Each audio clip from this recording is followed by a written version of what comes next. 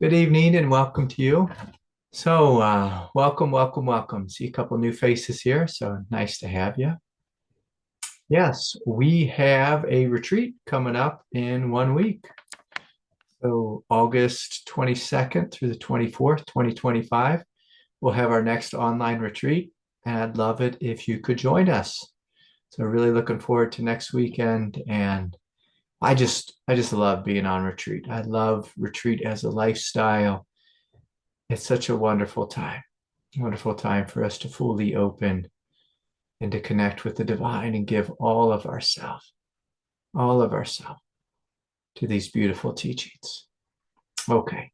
So in addition to this, we have all kinds of things going on. We have our 3 weekly groups, the Sunday Satsang, the Wednesday morning Kundalini group, the Wednesday night meditation, and uh, we also have an event coming up, an spiritual awakening symposium in the Bahamas at the Shivananda ashram at the end of March. And details are on my website about that under the events tab. Okay. So one of the things I'd like to speak about is an experience I just had. I went and visited my teacher's Maha Samadhi, his gravesite, just a little bit ago. And as I sat down, before his grave, I started to receive this immense blessing. And I thought, well, this would be a great thing to share. So on my path with my teacher was very concerned about the divinization of matter. And at first, when we hear this can sound a little wild, it can sound out there. But my teacher used to say to me, Craig, we've tried, so many different things here on planet Earth, so many different philosophies, political orientations, and nothing was the thing that saved us. And I laugh because, like, when I was in college, I was a communist and played around with socialism and this and that, and just forms of government will find just they're not the thing. Just forms of government are just that. They're forms of governing people, and people tend to argue and fight and struggle. And, I don't want to get into any of that right now, but we've made a mess of it. And, before politics, there were just great philosophers. Philosophers just tend to talk without any great change happening in their life. And so at some point we look to the spiritual path and say, like, is there a way that humanity can follow where we can live in a very sane way? And, the world's religions, of course, have been wonderful and have given us incredible wisdom and knowledge. But it's also, been sold to us in a similar way that politics have. And we've even had great crusades of people going out and killing each other in the name of God. And so we say, okay, well, that's not going to be the way either. And so we might ask, well, what is the way then? What is the way that our world will actually grow and change and evolve in a massive way? And my teacher used to say to me, Craig, we need the change to happen on a cellular level. And for me, like when I was young, I was all about spiritual awakening. I thought if we could just wake up, then the world would change. But we've even seen great teachers wake up and, still have enormous shadows and still have enormous pain and confusion in their body and create suffering. And so spiritual awakening, of course, it can be a huge shift on the level of the individual, but we really need our species to change. If we just take a look at the news, if we look out at the world, if we look at how we live, It's such an insane thing. And so I'm going to just stop right there and I'm going to invite us all to shut down our eyes. And I invite us to come into the quiet depth of the heart. And together we're going to call upon grace. Call upon grace of the Divine Mother to come forward in us and to begin to transmute us from the inside out. And so let us breathe, let us feel, let us bow before the creator of the universe. And let us welcome the creator to wake up in all the trillions of cells throughout our body.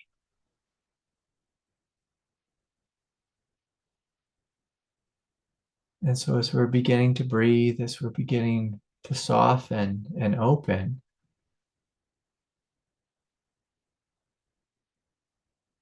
I invite you to notice what you feel right now in your direct experience. As we surrender our mind and all that comes with the mind. So we put away all of our thoughts, our limiting beliefs, our ideas and ideology, our political systems, our dogmatic systems, all the ways we've been entrained in this world, entranced by this world.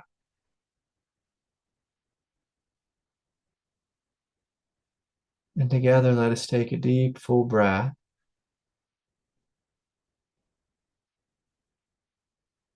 And welcoming this descent of grace.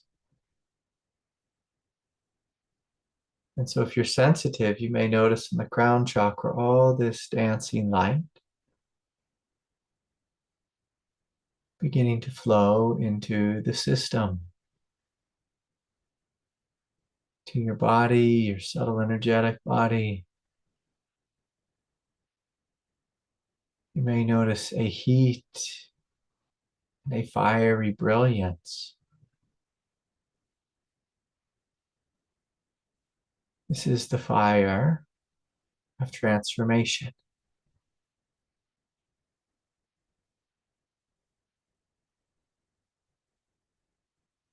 And what this fire asks of us is humility. Can we be open and surrender? And right away, you may begin to notice this light becoming more and more fiery and flowing down over the crown, the third eye.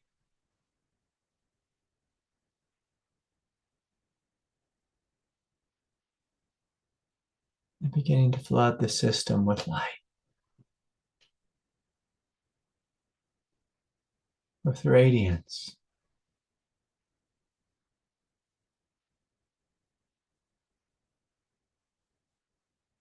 And so we open ourselves, we give of ourselves.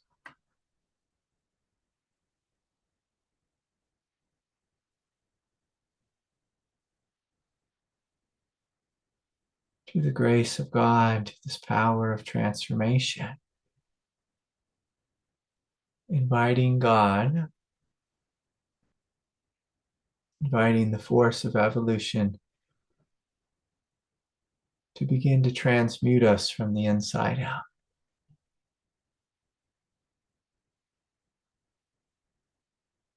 And of course, this is the most direct way to change.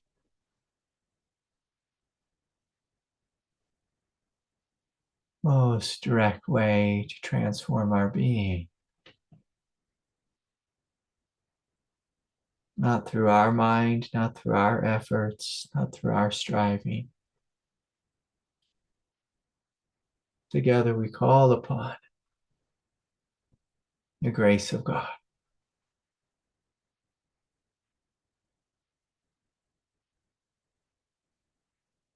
to pour down through us.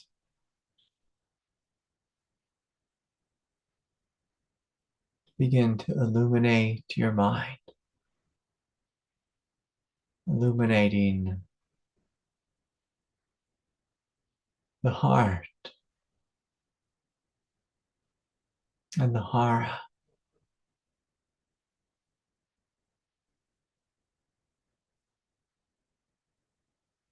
welcoming the sweet, radiant grace. And if you're new, I'm going to invite you just to notice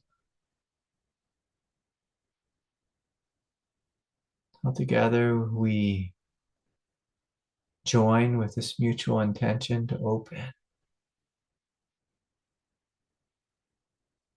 This sweet grace begins to flow down from above, blessing us, nurturing us, supporting us.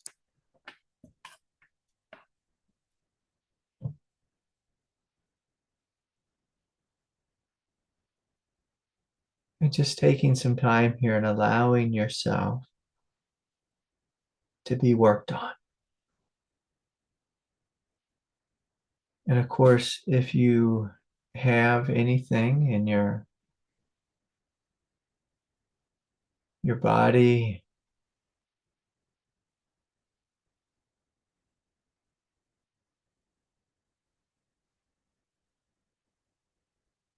in your psyche that needs to be surrendered or released, if you have anything you're struggling with, let's give it over to God. And God, I've struggled so much here on planet Earth.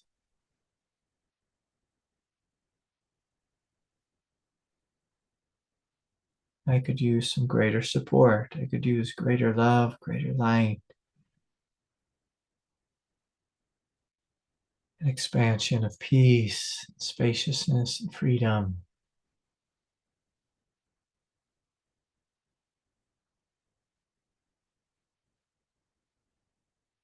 Oh, Heavenly Mother, I invite you fully to come into this body temple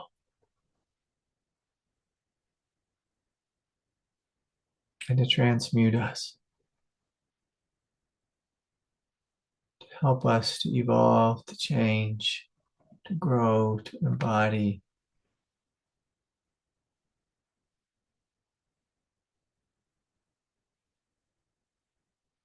the greater love of greater light.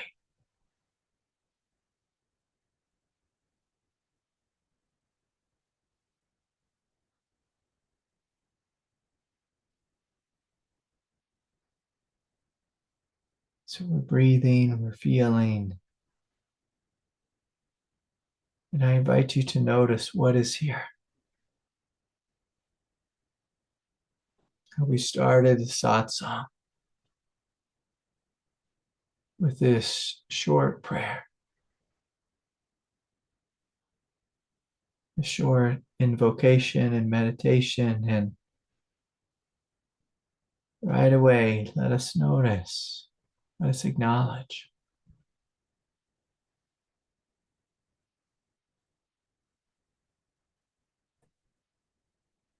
Let us smile as the Divine Mother comes into us and blesses us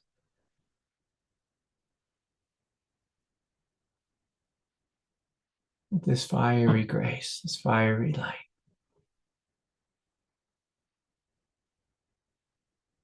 And as we continue to sit, you may notice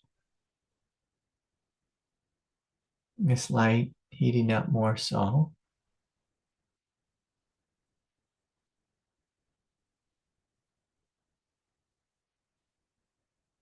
And again, our job is simply to receive.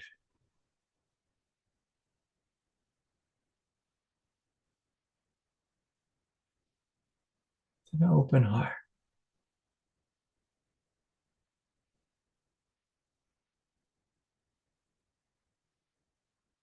an open body,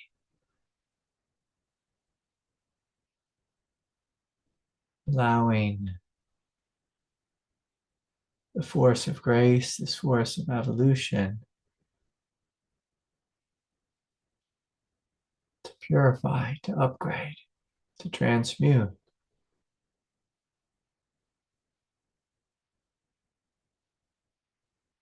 all that which is false within us.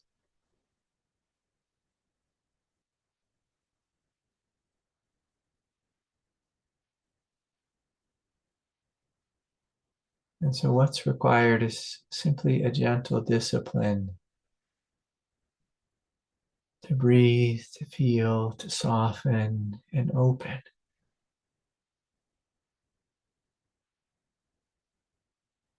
Allowing the mind to be silent.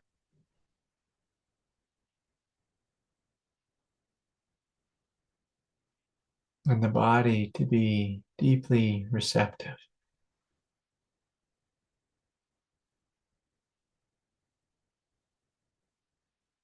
As together we awaken to a different way of being.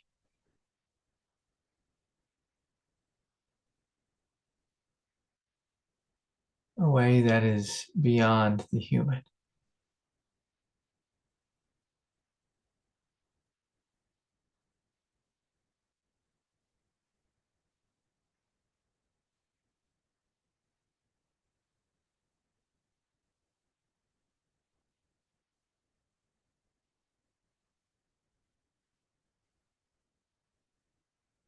And for some of you, you may notice a subtle pressure or quite an intense pressure.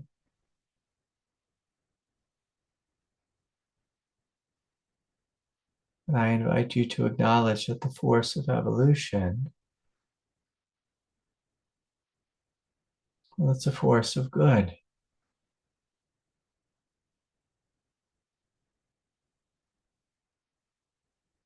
And so we're going to continue to trust and to open.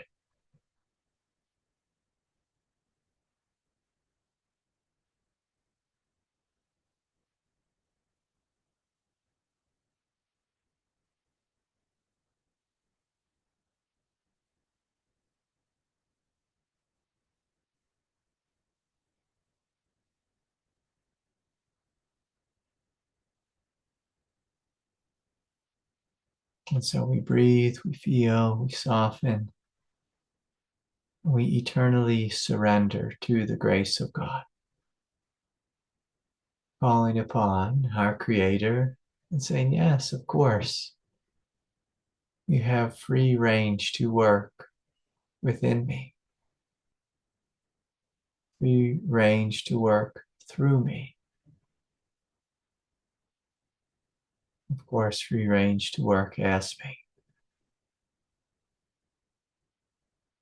And so I'm going to invite you to stay with your direct experience. And if you like, you can gently open your eyes.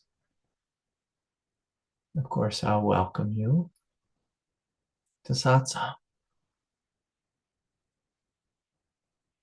I'm going to share a story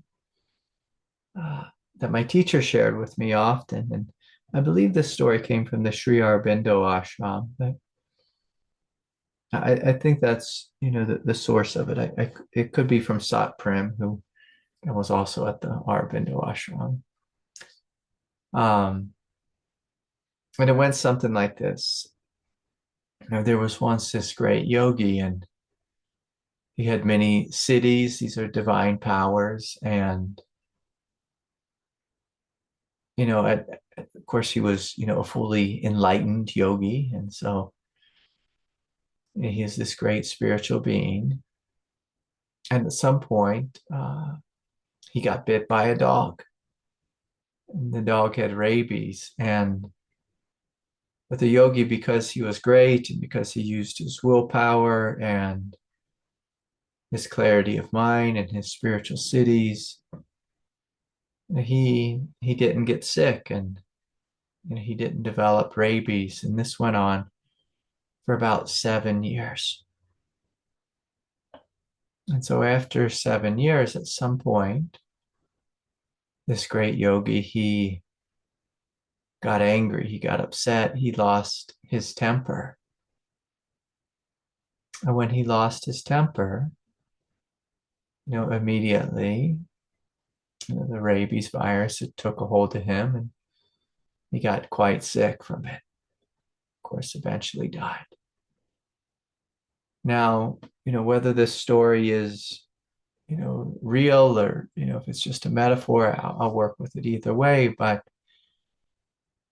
throughout history, we've seen these great yogis, and many came over in the 70s and 80s. They came over to the United States, they came to the West, and they brought with them just great purity and these teachings on meditation and mantra.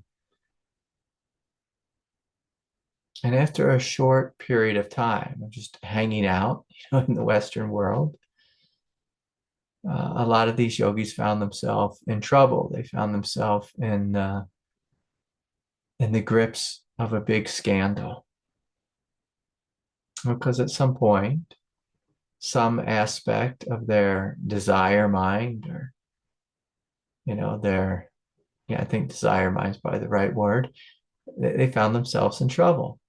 They gave in to desire, whether it's normally it's for women or for money, for power, one of these three things. And this isn't, it's an old story. We've seen this countless times. And, my teacher used to say to me, Craig, like, if the transformation is going to be complete, the transformation, it has to happen on a cellular level. It has to happen in the depth of our being. And on my spiritual path, I always looked at this question of, what does it mean to be free? What does it mean to be enlightened in a human body? Because as a human being, this body of ours, it's a crazy thing, this body. I mean, in a sense, like, this body, it goes out and kills in order to eat. I mean, even if we're a vegan, and it's like all that farmland and this and that, there's killing that happens there, of course. It just happens here on planet Earth. We have all these wars, and even if we're a real pacifist, we can do our best to vote for peace and live in peace, but our tax money just goes to war, goes to violence. Human beings, they tend to be these creatures that are so tribal and so utterly divided. It's caused such suffering here on planet Earth. And even after having, a high degree of realization, a high degree of spiritual experience, there's times when I wake up and I find my survival mind kick in. I mean, heck, I've had a number of days this summer, because we've had big forest fires close to us. There's been parts of my survival mind that have come forward and created a sense of anxiety in this system. And so my teacher used to always respond to this question with, Craig, we're going to invite God to come into the cells of our being and transmute us from the inside out. It's the only way for the change to be complete. So we're still going to walk the normal spiritual path. We're still going to do our meditation, our yoga, our chanting, whatever the path is. But in addition to this, we call upon the grace of God. We open our body fully and completely. And, in the teachings of Aurobindo, in the world of Sri Aurobindo, we would call this, the primary practice of calling upon the grace of God and inviting her presence into you fully. And, while I'd like to call this a practice, it's really it's really a gift. It's a gift where we open and we receive this enormous blessing. And many of us, we might think, oh, like maybe we have a negative view of God. Maybe we felt really let down by God. But I'm going to challenge each of you. If anyone here has a voice of doubt within you, I'm going to challenge you to call upon God and say, God, will you come into me? I will open myself to you. Will you shower me with this grace? Will you transform me and transmute me from the inside out? And so almost immediately after meeting my teacher, he gave me this practice. And if you're humble and if you're open and if you're comfortable with God, the practice can be very, very easy. It's just like breathing in. When we breathe in, we expect to receive oxygen. And when you breathe in, you don't expect to receive nostrils full of sand. You expect to receive oxygen. And in the same way, when we open ourselves to God, when we open ourselves to grace, I invite you to expect, just like a little kid, on Christmas Eve, that you expect that the next day you wake up, there's going to be gifts there. I'm going to invite you to expect, to have faith that this grace is here and is available to all of us. And I'll tell you, it's available to you whether you are a good little yogi or a bad little yogi, that God will come just like the sun comes and shines equally down on all the fields. And so I'm going to invite us to play with this as the Sangha is opening and receiving. And whatever struggle you have in life, I'm going to invite us, even before we say a prayer, oh God, will you help me with whatever? Can we start each prayer through simply opening our crown? If anyone has any confusion about that, you just bring a subtle attention to your crown chakra, and then to the third eye and to the heart, and just welcoming grace. So in the same way that if it was raining, you go outside and you just gently receive the little pitter patter of the raindrops on the top of your head. Grace will come the same way. And it's important for us to be proficient at receiving this grace.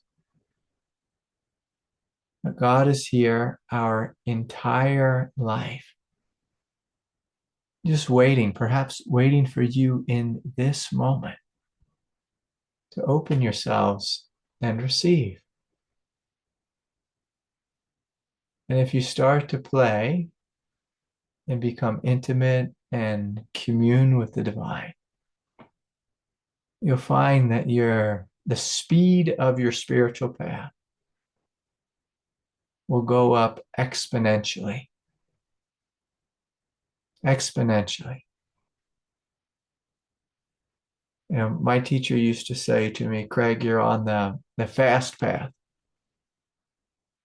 And, I used to smile because, for me, the fast path meant I was with my teacher. I was with someone who was close to God, and I had, some VIP status. I used to claim this VIP status just because of my teacher, not because of anything I had done, but purely because of the greatness of my teacher. And I'm going to say this, that if we want to be on the fast path to enlightenment, to freedom, to awakening, to healing, and we want to walk the spiritual path hand in hand with the divine. And it's a great question for us to ask ourselves. Am I open? Am I receptive? Am I connected to God in every moment of my life? Now, I can tell you just a little bit ago today, like earlier today, I was right in the middle of this project that I'm working on. I'm building this clubhouse for my daughter. It's turned into a big project. But anyways, I had to run to Home Depot.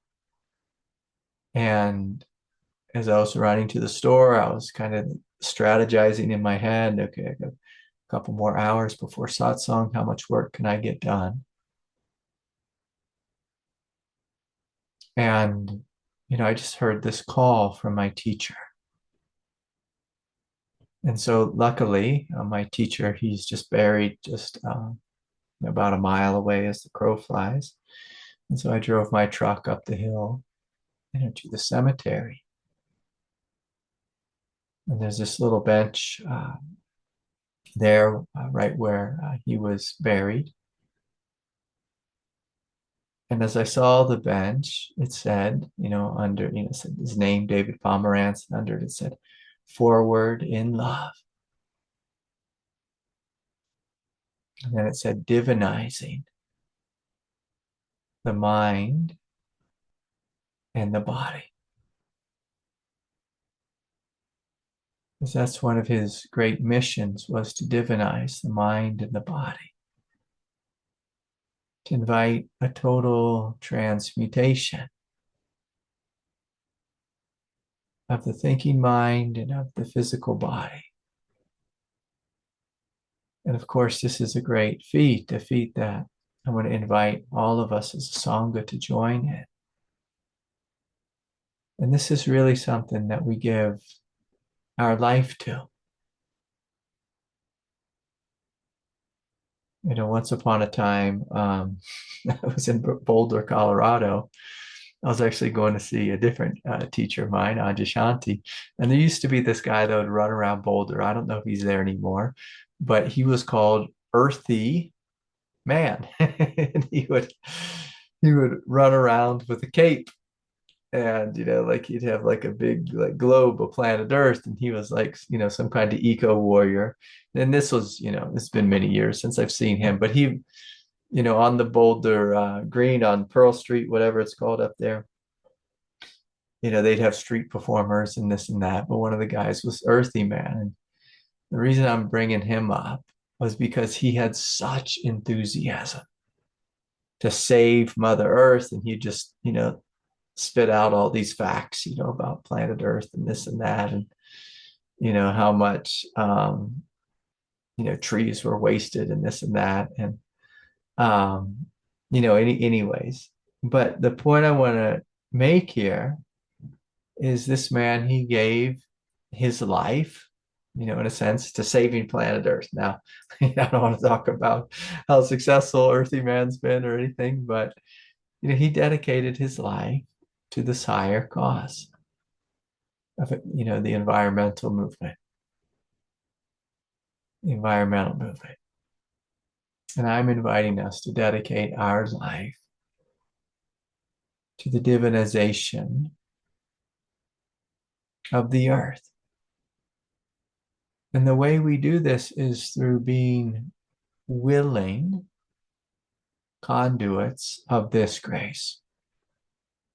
And so when I went up there and I sat down with my teacher, right away, my teacher flooded me with this grace, this light. It was like a holy fire. If you're feeling it right now, it comes with this energy that tends to cook. And Tyler's writing that it sounds like alchemy. And yeah, this is alchemy. This is alchemy. And at this stage of human evolution, we're at a time when we can consciously cooperate, consciously collaborate with the divine if we choose.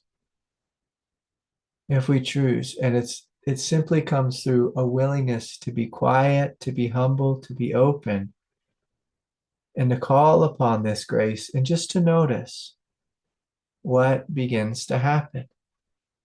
Now, for some of you, when this grace initially comes, it might come in a sweet, blissful way, like in a peaceful and a spacious way. But at some point, when it really starts, to cook, it'll bring a fiery brilliance. And for some of us, we might find that this brilliance is even a little bit intense or overwhelming. Tyler writes, when I open to grace too much, I can't sleep. And you'll find this. You'll find this. I find this that after most, Sunday satsangs and Wednesday meditations, I tend to have some trouble sleeping. But again, we have to ask ourselves, what am I here to do on planet Earth? There's at least 1 million people on YouTube right now, selling us something on how to get rich quick. And I've heard all kinds of schemes, multi-level marketing, selling stuff on Amazon, doing this, take my course, whatever, blow up your business. All kinds of people are trying to do the get rich quick thing. There's people who are looking for dates and giving out dating advice and this type of thing. People who are looking to get, big muscles and get ripped and all that kind of stuff. And again, I don't want to look down on any of it. But at some point, we have to ask ourselves, what is my life about? What is my life about? Am I here as a bodhisattva on planet Earth? Here to share in love, to share in peace, to be a part of the great change, the great transformation of humanity? Or am I here simply to take care of my own self, my own needs, while our governments just go off to war or bombing each other and destroying each other? It's like we're too awake, we're too advanced of souls to be directed by the collective, and we're too advanced to be directed by our own ego. At some point, we begin to wake up and we realize, I am here to do God's work here on planet Earth. I am here to be a part of the change. And again, before we all rush off to go save the world, it's important for us to remember that, most of us here have tried, the different philosophies, we've tried the different religions, we've tried the different political orientations. But how many of us have literally laid our body on the divine altar and to say, Lord, you use me, you work through me, you love through me.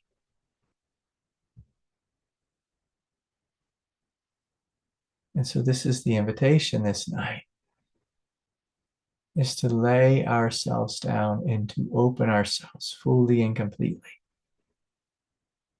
and to allow this grace to move through us. Allow it to live through us. Allow it to embody us. And again, if you feel it right now, you can, maybe some of you could share some of your experience of opening to this grace, but some of you might feel it as this fiery heat. You might feel it as this fiery electricity.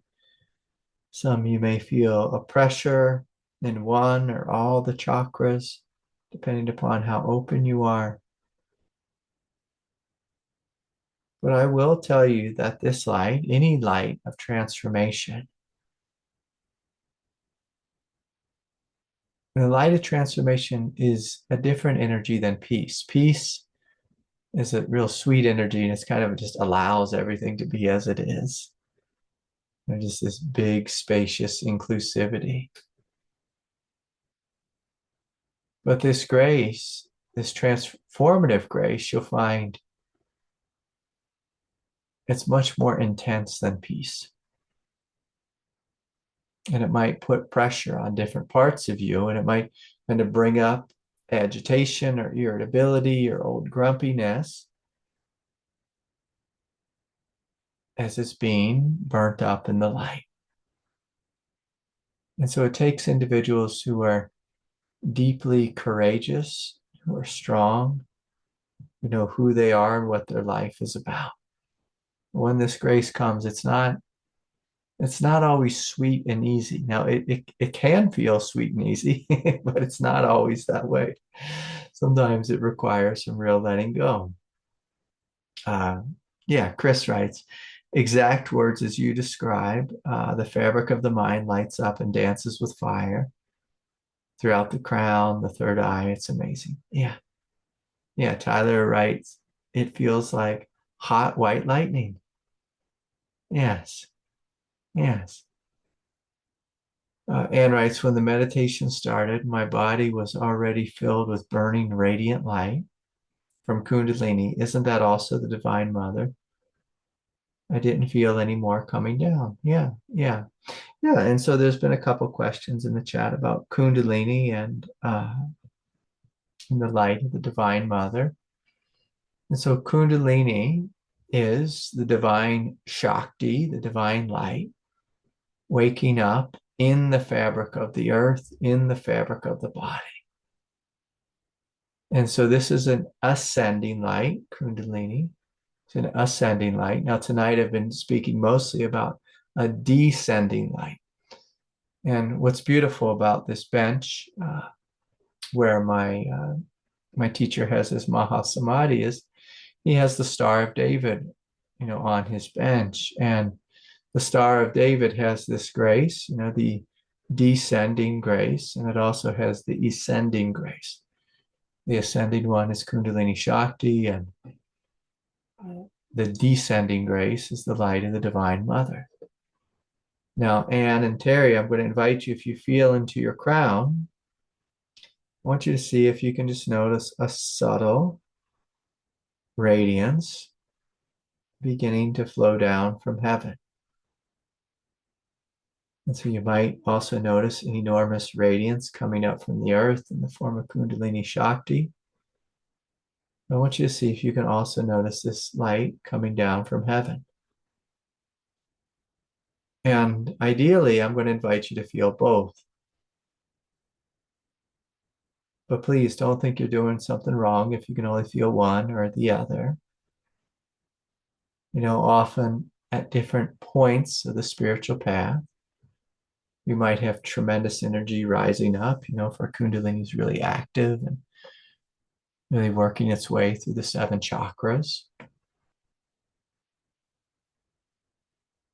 But if you start to really develop this relationship with the Divine Mother and you call upon her and you're welcoming her into your body, you'll find that she'll start to pour down from heaven. And this energy of heavenly grace, this descent, will actually merge with the ascending energy and create this whole other light, this whole other experience.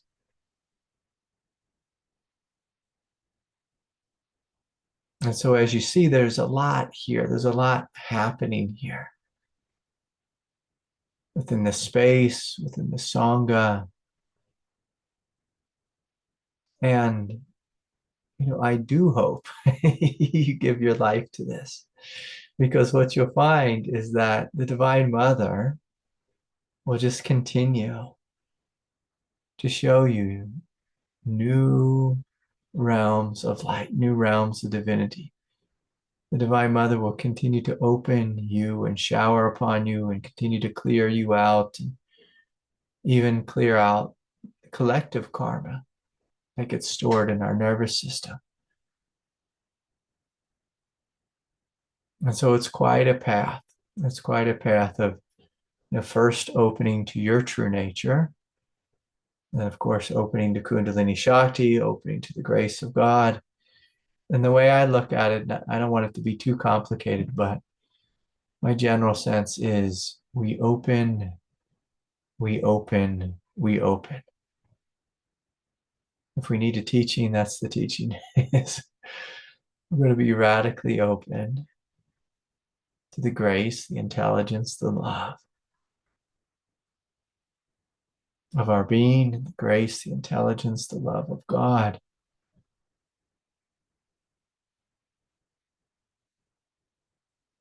And we're going to open and merge until there is no longer any division. Until there's no longer any division within us. And we will continue to open and invite this grace to work through us and to transform, to transmute all of our humanity, all the way down to the instincts.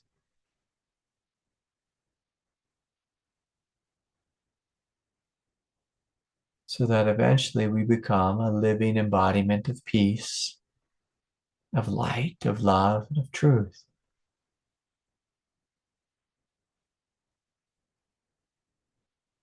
And of course, if we look out at this wild world, we could ask, well, what better way to spend our life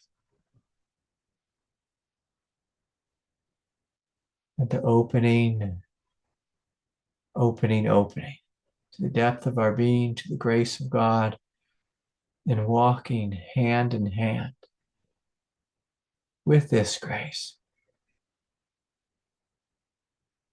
transmuting the world with every step.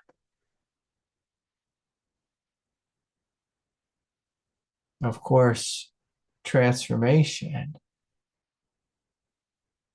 is a force of change. It's a force of greater evolution. The other force that rules our planet is the force of habit. And I invite you just to look at your life and to look at your habitual nature. And just to ask yourself right now, what is it in my life? Like, what are the things that I'm neurotically, habitually attached to? I just tend to repeat these things over and over again. Any point of struggle, any point of tension, any point of confusion. Maybe it's you argue with, your spouse, your partner, your friend, your mother, your father, whoever. Maybe you have a limiting belief. Maybe you struggle with food or diet or whatever it is, or addiction, whatever the shortcoming is. And together, let us call upon the grace of God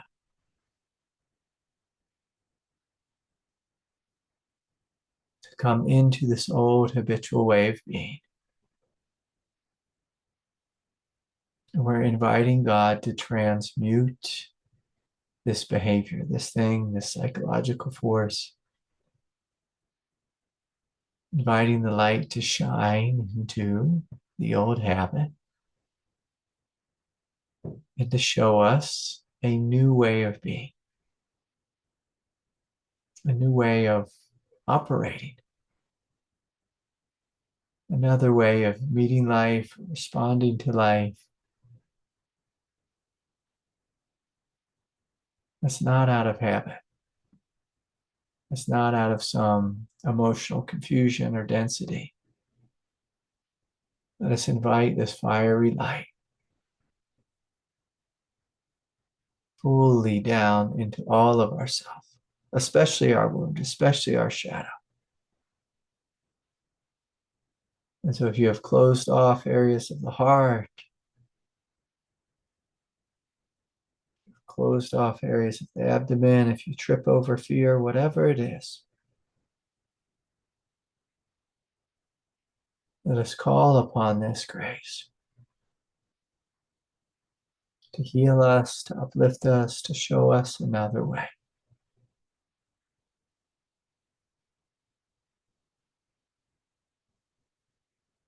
And so you may notice the thing softening, you may get some insight, you may notice an old psychological force being burnt up in the light. Whatever it is, I'm going to invite this to be a practice that we work on throughout our life, continually calling upon grace, calling upon intelligence, calling upon great love and peace to flow into us, fully transmuting us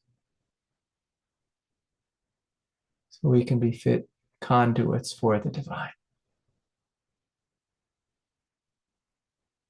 And so there was a question that was sent in, and I'll get to it in a moment. Let me share a couple more. David Morris writes, my entire body, solar plexus up, has been filled with a hot electric radiance and a penetration of the crown. Beautiful. Tyler writes, the first step of alchemy is burning off the impurities of lead, aka the cooking. Yeah, and there might be a lot of cooking, a lot of cooking. I've spent many, many years just cooking in this grace. Terry writes, it usually feels warm, hot, and sometimes like jittery electricity in my legs. Yeah, yeah. Anne writes, as the light burns and transforms, I feel I feel all that no longer serves me is burning off, freeing me to move forward into the radiance. Yes. Yes. Um, beautiful. Beautiful. Okay. Um, it feels as if a transformational piece, transformational force that's revealing the radiant nature of life. Yeah. Yeah. Okay. So beautiful. Thank you all for sharing. And I'm glad, that you are enjoying in it. Because sometimes, I look out at folks and I'm like, can they feel it? Can they feel the Holy Spirit? Is it in them? And, I certainly feel it so much in me that, but sometimes, because I've been so gifted in this way, sometimes I've always felt like a little bit of a weirdo or a strange bird. And I didn't know if anyone else was feeling it. And I'm so happy that you all are. Okay. Terry writes, thank you, Craig. I was going to ask about grace from above today. Thanks for answering my question. I feel both energies, but more often from the earth upwards at times, meeting at the heart. But my mind often wants to doubt, even when crazy energy is obviously happening. Yeah, it's a funny thing. It's a funny thing how much our mind can doubt. And there's just some of us who we're gifted with doubt. And by gifted, I mean, well, that's going to be the thing. It's going to be the spiritual obstacle that we're really going to work with, on our path in this lifetime. For me, it was just never doubt. I've just always been able to call upon God, and God shows up right away. And so, doubt was never my thing. But I did used to create, like my mind used to be very sophisticated, and it would do this funny dance where I knew fully that God could come into me just like that, just in any moment, wherever I was, like God could just enter my soul. But one of the things that I did doubt was I doubted that this light could actually create change in my human life, in my practical life, in my everyday life. So when I was young, because I had just so much conditioning, like as a monk and a priest, I thought, okay, God can live in churches, God can live in monasteries, convents, God lives in temples, but God certainly doesn't live in the world. The world is just a physical world, a materialistic world. And, of course, I projected this onto life, onto God, and created this great division between the worldly world and the spiritual world. And this division created enormous pain, enormous separation within me. And somehow I could walk around feeling absolutely blessed by God, but also having nothing in my life work out at all. Nothing at all. And so at some point, I started to call God more and more fully into my practical life. And then God showed me very clearly, oh, yes, I am here, Mr. Holliday, fully in your life in all these millions of ways, in all these millions of ways. And so, I want us to be careful with doubt. I wouldn't give doubt too much airtime, Terry, but I encourage us just to look. My teacher used to play this game with me. He was a big student of Krishnamurti, and Krishnamurti oftentimes had a real scientific mind, and so he would say that let's just be with it as an experiment. So Terry, or anyone who struggles with doubt, instead of paying attention to doubt, instead of giving it our full attention, can you simply place attention on your crown, Terry, anyone who's struggling with doubt, and just noticing this grace, noticing this light, and starting to have more interest in your direct experience, giving God a chance in the here and now, and feeling directly, and having more faith in this than the program of doubt, because doubt is simply a program. Some people have it to a high degree, some people have it to a small degree. If you have it to a high degree, we want to turn the volume down on doubt. And we do this through feeling. The mistake that a lot of people make who are mentally wired is they try to think their way into God. And last week we spoke to Don so much about coming into the heart, feeling the felt sensation of the heart chakra, the felt sensation of the body. In this case, I was talking about the felt sensation of the crown chakra, and simply feeling there. No thinking is required. We're simply feeling. And we can ask ourselves, well, what is our life like? What is our experience like when we just feel with openness? And we stop paying attention to all those thoughts. Whereas most humans, that's all they do all day long is think, think, think, pay attention to the thoughts, just like they're watching the movie screen of their own mind all day. And the thinking mind is just one of our perceptions. I'm going to invite you into feeling. So we're going to feel into the crown. We can feel into the space of the mind, not necessarily the contents of the mind, which is thought, but the space of the mind, the crown, the space of the throat chakra, the space of the heart, the space of the belly.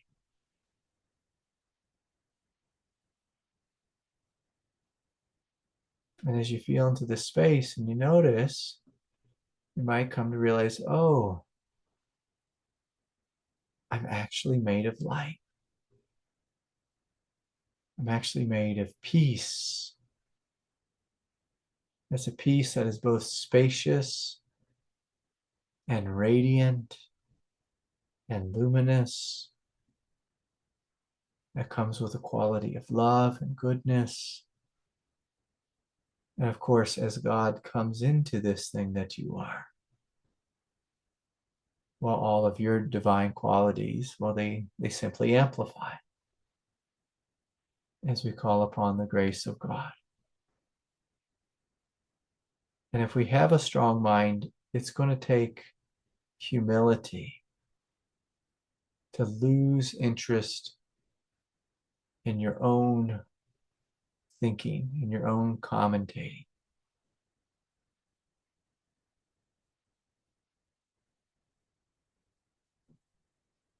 And to simply be open to feel what it's like directly, to be you, to feel your presence directly. And of course, to feel this grace that's pouring into us. And so we smile. And so we smile.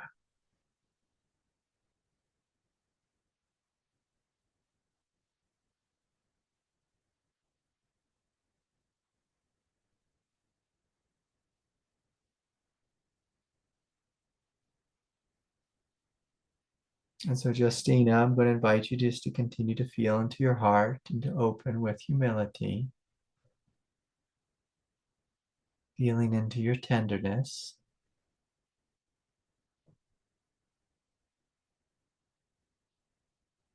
In the sweetness of your being, and opening, and opening, and opening. And so let us continue opening. I'm just going to respond to one question that was sent in. Craig, can you speak about being slain in the spirit? Yeah, and so it's kind of a fun question, and we can work with it in a meditative way. You know, as we continue to open to the grace, sometimes we feel tremendous humility, a tremendous sense of surrender. And for some of us, we can even feel as if we get a little weak in the knees. To be slain in the spirit is to fall on our knees before the grace of God, to be overwhelmed by Shakti, to be overwhelmed by light. And at different times on the spiritual path, you might find this. When you fully open with a tender heart, a compassionate heart, when you're willing to be absolutely childlike, sometimes God will come along and just pull the carpet out from under you, and there'll be this feeling of falling on your knees, falling in surrender. And so I'm going to invite us just to play with this as an inquiry at the end here, to look again and to see, is there something I need to surrender? Can I come into the heart and can I find this most tender point of love, of sweetness, of childlike humility? And can I bow fully before the grace of God? Falling on my knees, bowing, bending, knowing our place here on planet Earth.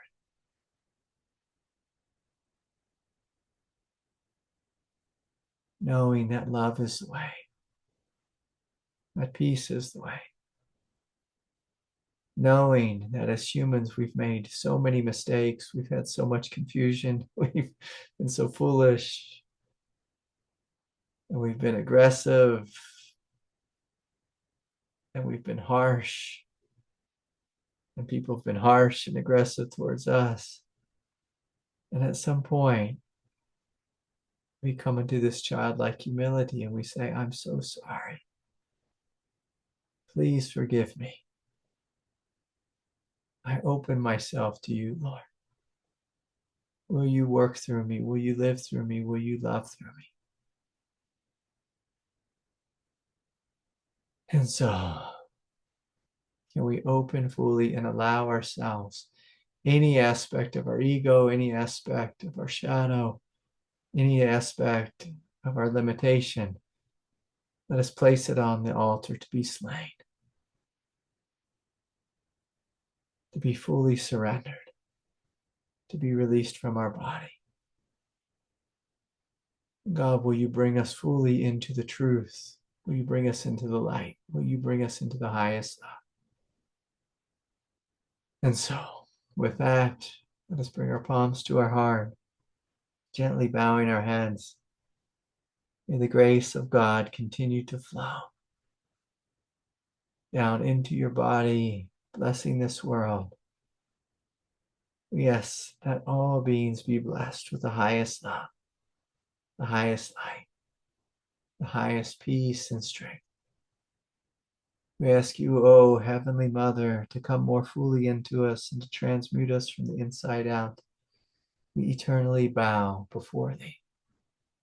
We call for peace on planet Earth to triumph through and throughout all creation. And so much love to each of you, a deep bow of respect. And we'll see y'all next time. So I'd love to see you each at the retreat. And if anyone needs a scholarship, please hit me up and I'll be happy to provide one of those. Okay. Good night, everyone. Good to be with you. See you soon.